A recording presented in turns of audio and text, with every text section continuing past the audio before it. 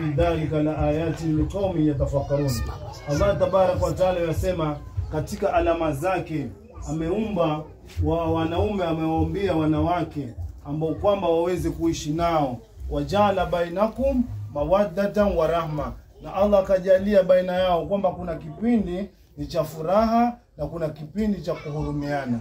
Wakati unapooa huwa kuna kipindi ambacho kwamba kutakuwa na furaha, mtaishi vizuri, mkifika kwa nyumba kila kitu kiko vizuri. Lakini kunafika kipindi cha kuhurumiana, mke za kuwa ni mgonjwa, hakuna matatizo. Sasa wakati ile ana matatizo, wewe mwanaume utakana ulete huruma baina yako wewe na mke wako. Ndio maana Allah akasema mawadda wa rahma, muwe mnahurumiana, sio kila kitu unamwachia yeye, kila kitu unamwachia yeye. Kwa kuwa ni mke katika nyumba, huo unampa heshima na mnasaidiana katika kila amali utakayoifanya wewe mwanamume kufanya katika nyumba yako. Allah anakulipa ujira.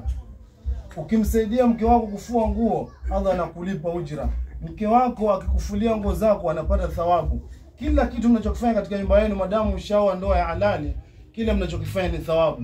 Sio mwanamke aseme unanichokesha mimi mfue nguo zako nipige deki, anakosa thawabu. Kila unachokifanya katika nyumba ya mume wako wewe mwanamke unapata thawabu. Allah anakuandikia ujira, kwa sababu yale majukumu mengine ni kuhurumiana. Ndio maana Allah akasema mawadda wa rahma. Sio lazima mke afue nguo zako, sio lazima mke apige deki nyumba. Inatakana wewe majukumu yale uyafanye mwenyewe, ama utafute mfanyikazi afanye. Yeye amekuja na lengo moja tu, kufurahishiana katika ndoa yenu. Lakini akifanya ile mazidi ziada, yupata thawabu. Kila anapofagia asubuhi katika nyumba yake aliolewa, anapata thawabu kwa Mwenyezi Mungu. Akifua nguo zako anapata thawabu. Kwa hiyo kama anataka apate thawabu zaidi, kadri anavyokusaidia kufulia, kurekebisha nyumba yake, ndio anakuwa radhi na Allah. Ndio maana Allah asema ndoa, Mtume Muhammad sallallahu alaihi wasallam anasema an-nikahu min sunnati faman raghiba an sunnati falaysa minni. Ndoa ni katika sunna yangu, atakayejiepusha na ndoa katika ndoa, atakayejiepusha na hii sunna ya ndoa, falaysa minni, siku ya kiyama hata kuwa pamoja na mimi. Allah anazungumza kwenye Qur'ani, Mtume akisema fadfari bidati dini litarbati yada. Wakati unapotaka kuoa, angalia mwanamke mwenye dini ili Allah akupe mwongozo. Utapata uongozo. Kwa nini? Mwanamke mwenye dini atakuwa na mheshimu mpaka mzazi wako. Atakapokuja mtu yoyote kuuliza mambo ya ndani ya nyumba yenu, mwanamke mwenye dini atastiri aibu zako. Hauna kazi, atakustiri. Hauna hivyo, atakustiri. Nyumbani kuna matatizo, hamjakula tangu jana, atakustiri. Lakini mwanamke ambaye hana dini, mtu yote atakapokuja atamwaga yote ndani ya nyumba. Tukimpiga kiswa kimoja kurekebisha katika ndoa, mtu anapoingia ndoa, Allah amesema man tazawwaj faqad hafidha shatra dini falyattaqillah fi shatri albaki. Mwenye kuoa ile dini huwa ni 100%.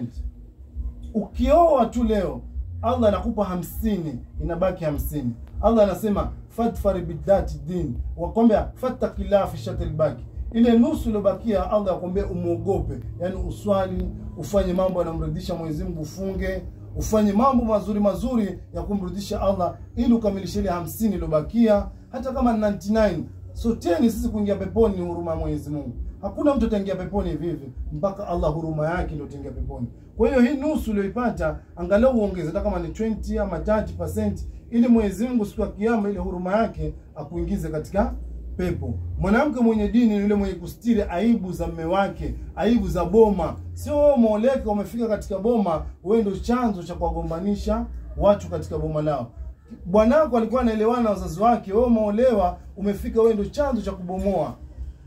Mwanamke huyu katika dini hafai. Ndio maana Mtume anakuambia tafuta mwanamke mwenye dini. Mwanamke mwenye dini ni yupi?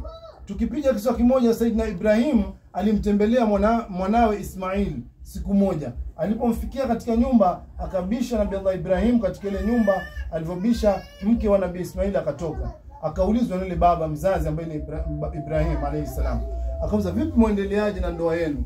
Yule mwanamke alisema hapa ndoa yetu iko na matatizo, hapa jana hatukula, mume wangu hajishughulishi. Yani akaeleza zile shida zote katika nyumba. Nabii Allah Ibrahim kwa kuwa ni mtume wa Mungu, akamwambia yule mke wa Ismail mtoto wake, bwanako atakapokuja mwambie hichi kizingiti cha mlango akiondoe, hichi kizingiti hakifai.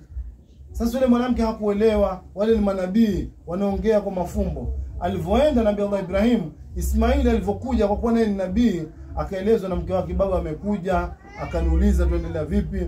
Nikamueleza shida zote za hapa ndani ya nyumba. Lakini baadaye kuondoka akanambia, hichi kizingiti cha mlango nikiondoe. Sasa mume wangu, hichi kizingiti nakiona kizuri, hakina shida yote, mlango mzuri huu, mbona sema tuondoe?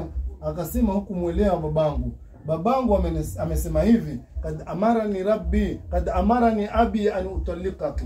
Babangu amenambia niachane na wewe kwa sababu umeeleza siri za ndani ya ndoa yetu, umeeleza matatizo yetu. Badala ya kunistiri mimi mume wako, wewe umenimwagisha kila kitu ulichonifanyia, mambo ambayo yako hapa ndani, udhaifu wangu umemweleza babangu. Sasa babangu ananiamrisha mimi ndoa na wewe ivunjike.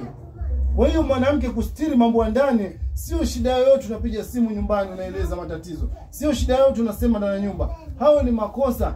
Man satara muslima satarahu Allahu yawmal qiyama. Ukiwa una tabia kustiri wenzio katika mambo, Allah naye atakustiri siku ya kiyama. Ikiwa wewe utastiri ndoa yako ina matatizo, mume wako hana kazi, unamziba, basi Allah na wewe siku ya kiyama kuna madhaifu yako, Allah naye atakustiri. Kwa hiyo katika ndoa ni kustiriana na kuvumiliana, ndio ndoa itanyoka, mtaishi vizuri. Na mwanamke mwenye kumheshimu mume wake hapa duniani, Allah ameahidi yule mwanamke ambaye ataka katika ndoa yake vizuri, kumheshimu mume wake, hatoki kwenda safari, hatoki kwenda kwa rafiki bila kumwomba idhini mume wake. Mwanamke mwenye kutoka ndani ya nyumba yake bila idhini ya mume wake kuenda sehemu, mume wake afike ndani ya nyumba, mkewe hayupo, mpaka mwanamke atafutwe ndio arudi. Time ile aliondoka kwenda kule mahali alikokwenda